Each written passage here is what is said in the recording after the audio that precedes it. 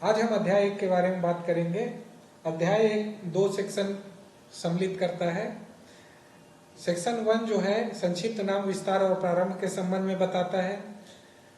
इसका नाम है छत्तीसगढ़ भू राजस्व संहिता 1959।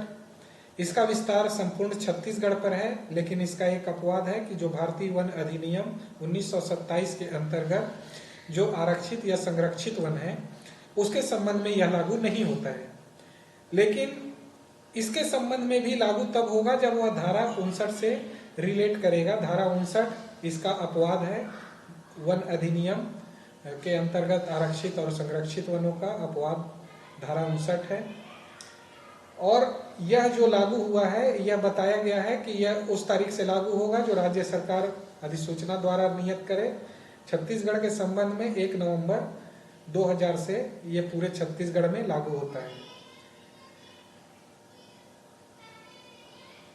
सेक्शन 2 परिभाषाओं के संबंध में बताता है। परिभाषाएं जो होती हैं वो किसी भी अधिनियम के अंतर्गत सामान्यतः सेक्शन 2 में ही लिखी होती हैं।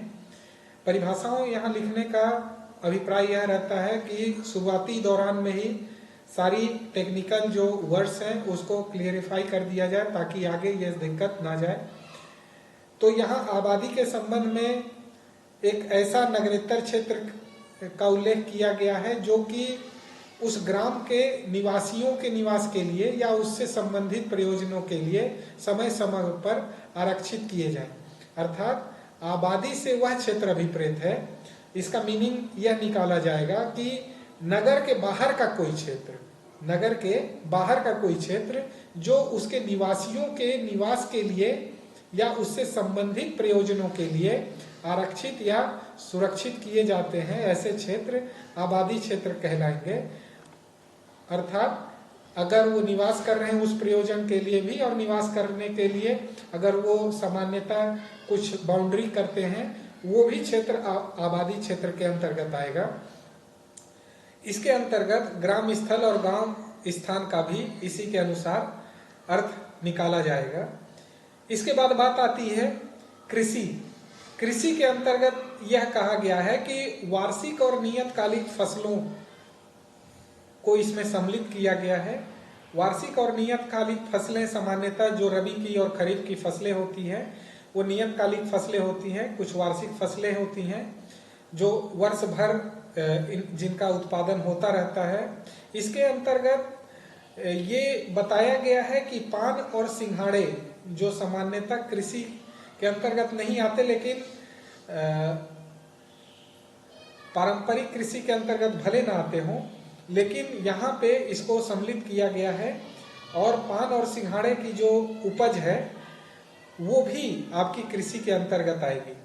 इसके बाद उद्यान कृषि, अगर कोई उद्यान है उससे आप कोई फल प्राप्त करते हैं या फूल प्राप्त करते हैं। सामान्यतः यह देखा जाता है कि फूलों के भी उद्यान होते हैं, तो उस फूल के उद्यान से फूल एकत्रित करके उसे सामान्यतः बाजार में बेचा जाता है, तो वह उद्यान कृषि भी आपकी कृषि के अंतर्गत आती है।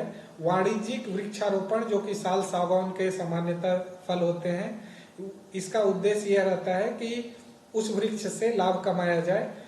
तो वह वृक्षारोपण और फलोद्यान लगाना, फल के उद्यान लगाना और उसका संरक्षण करना, ये सारे आपके कृषि के अंतर्गत आते हैं। चारे के लिए, छप्पर छाने के लिए जो घास की पैदावार की जाती है वो भी आपकी कृषि के अंतर्गत आती है।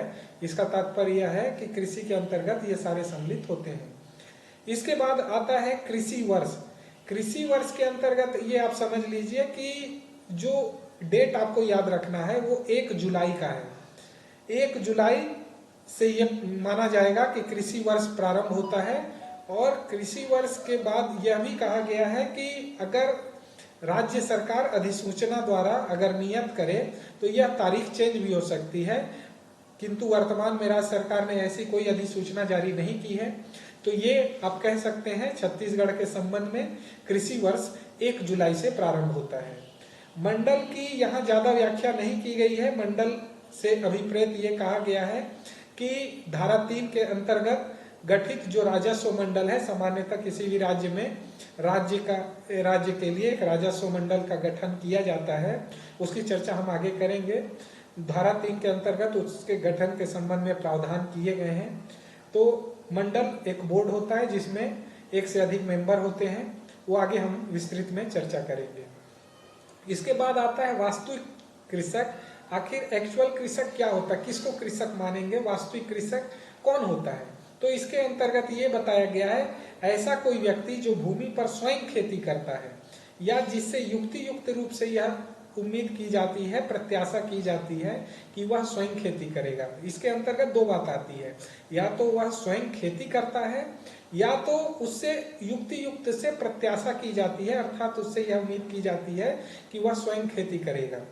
तो स्वयं खेती करने के लिए आप ये मत समझ लीजिए कि स्वयं हल चला रहा है या स्वयं ट्रैक्टर चला रहा है, बिल्कुल ऐसा नहीं है। इसके अंतर्गत स्वयं खेती करना को भी आगे परिभाषित किया गया है, मैं वह दिखा देता हूँ। स्वयं खेती करने को ईयर 2 के अंतर्गत परिभाषित किया गया है, Z2 या ईयर 2।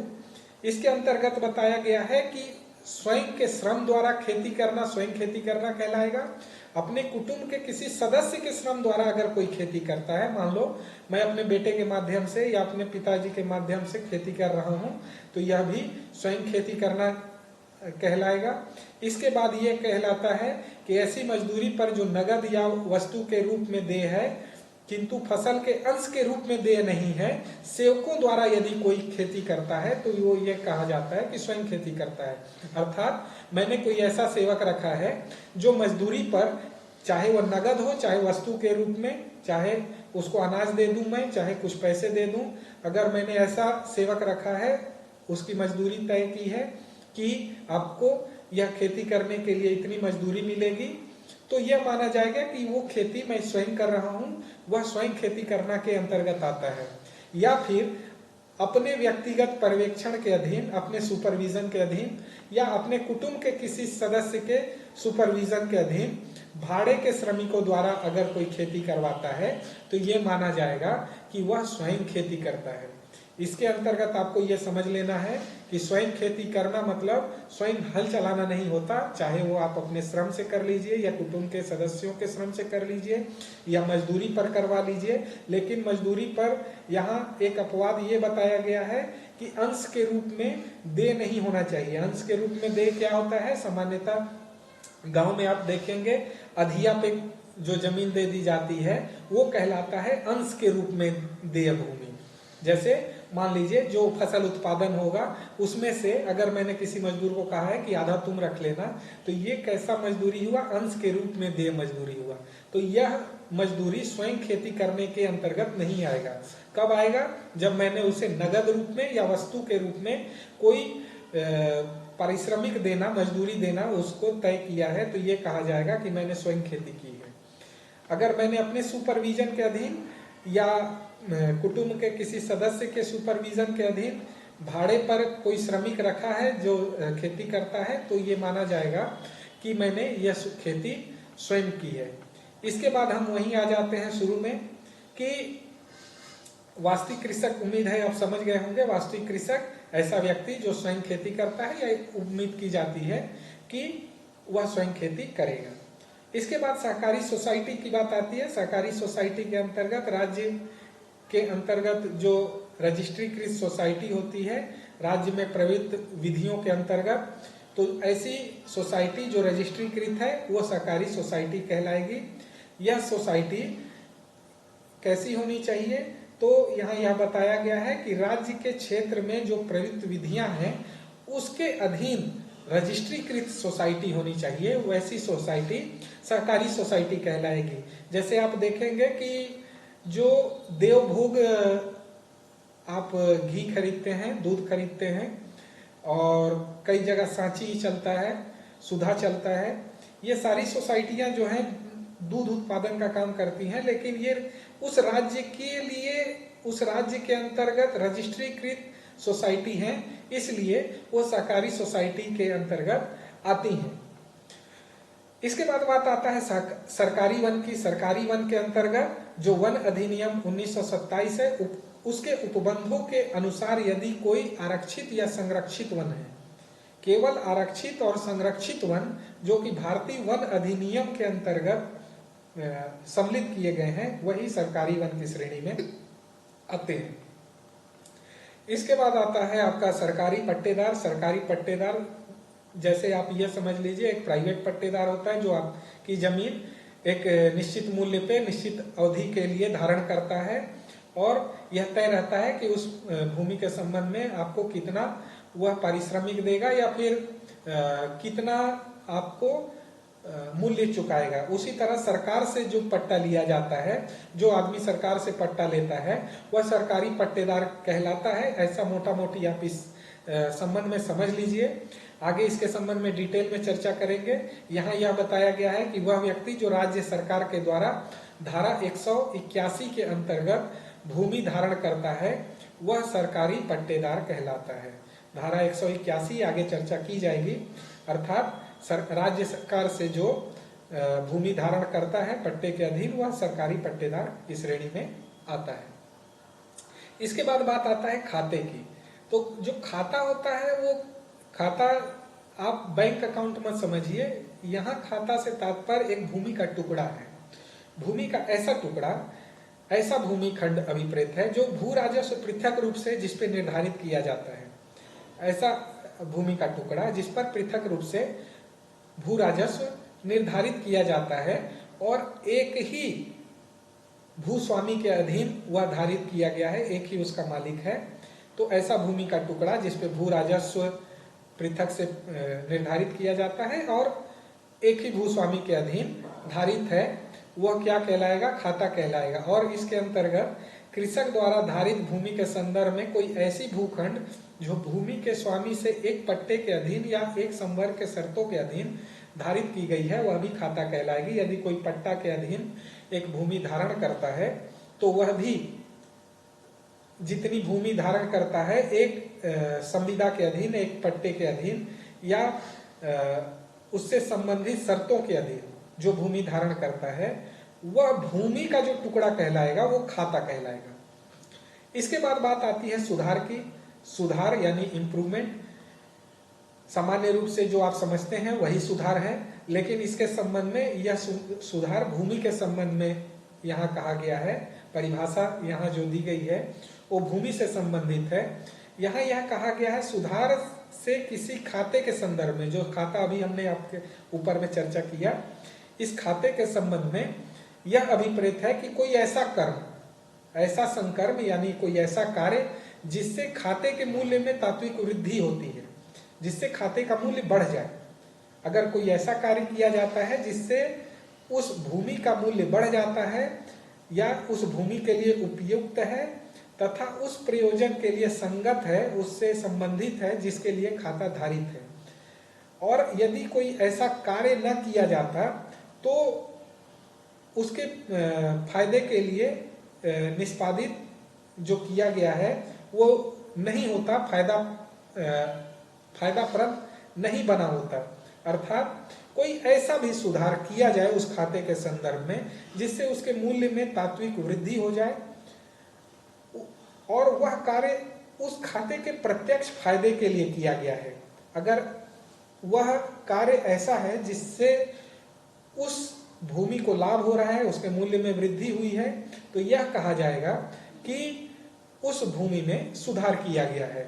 नीचे बताया गया है कि इसके अंतर्गत क्या क्या आता है। तो ये बताया गया कृषि प्रयोजन के लिए जल के संग्रहण, जल का अगर कोई संग्रहण किया जाता है तो वह सुधार की श्रेणी में आ जाएगा। जल का प्रदाय, वितरण, तालाब, कुआं, जल सारणी, बांध या अन्य संकर्म का निर्माण, अर्थात कृषि के प्रयोजन के लिए आप कोई जल इकट्ठा करते हैं, उसको प्रदान करते हैं, उसके वितरण की व्यवस्था करते हैं, उसमें नाली वाली परमानेंट नाली, अगर कोई प्रॉपर व्यवस्था करते हैं, मोटर की व्यवस्था करते हैं, तालाब कुओं का निर्माण करते हैं, तो ये माना जाएगा कि आपने उसमें सुधार किया है। इसके बाद ये बताया गया है कि भूमि के जल निकास के लिए बाढ़ों या जल के कटाव द्वारा जल से होने वाले नुकसान आदि के लिए भूमि के संरक्षण के लिए कोई निर्माण किया जाता है तो वो भी सुधार की श्रेणी में आएगा। कई बार क्या होता है कि जो भूमियां नदी के किनारे होती हैं, अक्सर उसमें कटाव होता रहता है। उससे बचने के लिए ये कुछ लोग कार्य किया जाता है कि उस नदी के किनारे पे एक लंबी सी दीवार बना दी जाती है, जिससे पानी जो है वो खेत में आना रुक जाता है, जिससे भूमि का कटाव बंद हो जाता है। तो वही बात कही गई है कि कोई ऐसा बाढ़ से बचने के लिए या जल कटाव से बचने के लिए भूमि के संरक्षण के लिए अगर कोई निर्माण किया जाता है तो वो भी सुधार की श्रेणी में आएगा। कोई वृक्षारोपण किया जाता है, भूमि के कृषिकरण, भूमि की सफाई, उसका घेरा लगाना, उसे समतल करने का अगर काम किया जाता है, कई बार ऊंची नीच जमीन होती है उसे समतल करने का काम किया जाता है, सीढ़ी बंदी की जाती है, वृक्षारोपण किया जाता है। तो ये सब क्या है, ये सुधार का काम है। आबादी या नगरीय क्षेत्र में न होकर अन्यत्र होने वाले खाते के समीप में भवनों का यदि निर्माण किया जाता है तो वो भी इसके अंतर्गत आता है, सुधार के अंतर्गत आता है। कई बार क्या होता है, बड़े बड़े क्षेत्र होते हैं, बड़े बड़े खाते होते हैं, तो वहां पे एक छोटा सा यदि घर बना दिया जाए तो कृषि के प्रयोजन के लिए ये माना जाता है कि उस खाते के मूल्य में वृद्धि हुई है, उपयोगिता में वृद्धि हुई है, कृषि थोड़ा सा लाभकारी हुआ है, सुविधाप्रद हुआ है, तो उसको भी हम सुधार के अंतर्गत मानते हैं। और आगे यह कहा गया है कि ऊपर जो बताए गए हैं उस तरह के कोई भी कार्य या नवीनीकरण, उसका नवीनीकरण करते हैं, वही कार्य अगर दोबारा करते हैं या उसमें परिवर्धन करते हैं तो ये कहा जाएगा कि ये इसके अंतर्गत आता है, मतलब सुधार के अंतर्गत आता है। आगे ये भी बताया गया है इसके अंतर्गत क्या क्या नहीं आते। तो अस्थायी कुएं, जल सारणियां, ये सब छोटे मोटे परिवर्तन जिससे भूमि के मूल्य में खास परिवर्तन नहीं होता। सामान्यतः कई बार खेती की जाती है तो छोटे मोटे जो आरी बनाया जाता है, मेड़ बनाया जाता है, वो सुधार की श्रेणी में नहीं आता। या फिर कोई ऐसा भी संकर्म या कोई कार्य किया जाता है जिससे उस भूमि के सारभूत रूप से कमी होती है, उसके मूल्य में सारभूत रूप से कमी होती है, तो ये भी सुधार की श्रेणी में नहीं आएगा। जैसा कि हमने शुरुआत में ही कहा, इससे भूमि के मूल्य में वृद्धि होनी चाहिए। यदि वृद्धि नहीं हो रही तो वो सुधार की श्रेणी में नहीं आता है। कोई अगर ऐसा काम किया जाता है, यहाँ स्पष्टीकरण ये कहा गया है कि कोई ऐसा काम एक खाते में किया गया है जिससे दूसरा खाते को प्रत्यक्ष रूप से फायदा पहुंच रहा है, तो ये कहा जाएगा कि दूसरे खाते के संबंध में भी सुधार किया गया है। अगर मान लीजिए मेरे दो प्लाट हैं, ए और बी, तो ए में अगर मैंने सुधार किया और बी में सुधार किया तो ये माना जाएगा कि दोनों में सुधार किया। लेकिन मैंने ए में सुधार किया जिसका प्रभाव बी पर पड़ रहा है, बी के लिए लाभदायक है, तो ये माना जाएगा कि मैंने बी प्लॉट में भी सुधार कर दिया। जैसे मान लीजिए मैंने अपने ए प्लॉट में अगर कुआं की स्थापना की और बी बगल में है, तो निश्चित रूप से उसको भी पानी की उपलब्धता होगी, तो ये माना जाएगा कि मैंने बी प्लॉट में भी सुधार किया है। यहाँ स्पष्टीकरण के अंतर्गत वही बताया गया है कि अगर विभिन्न खातों को फायदा पहुंचता है तो ये माना जाएगा कि ऐसे खातों में प्रत्येक खाते के संदर्भ में, संबंध में सुधार किया गया है। ठीक है, आगे की चर्चा हम अगली क्लास में करेंगे। धन्यवाद।